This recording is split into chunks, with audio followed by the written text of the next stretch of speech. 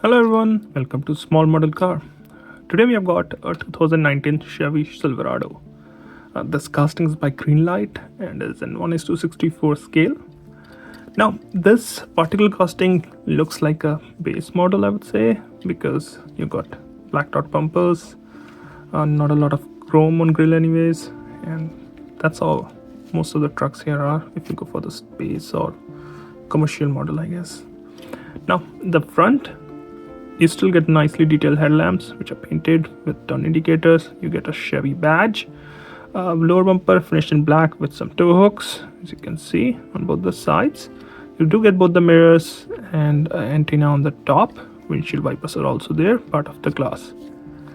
Back to the driver's side, some nice details here. Wheels look nice with those rubber tires, and they look like steel wheels and not the alloy wheels you get on the higher model. You got the black finish around the windows, which looks good, black door handles, and a silver finish on the mirror, just to show it's a mirror, right? Coming on the rear end, you can see 4x4 badge and a fuel filler on the driver's side. Tailgate has Chevy written on it, Chevrolet written on it, Silverado badge, and you can see the black tailgate handle. You do get the tail lamps and nicely detailed red paint. Rear bumper again finished in black with steps on either side, and you get a turbo hook which is also finished in black. Both the exhausts are there, right under. Bed again has black finish, which you see on most of the trucks with some details there. Rear window actually has a smaller window which slides when you open it up, and you get the stop lamp there. So a lot of good details in the back actually.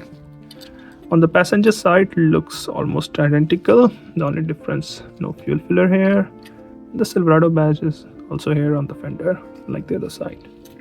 This is how the truck looks from the top. No sunroof or anything. So it kind of makes it look like a base model, I guess. And this is how the base looks.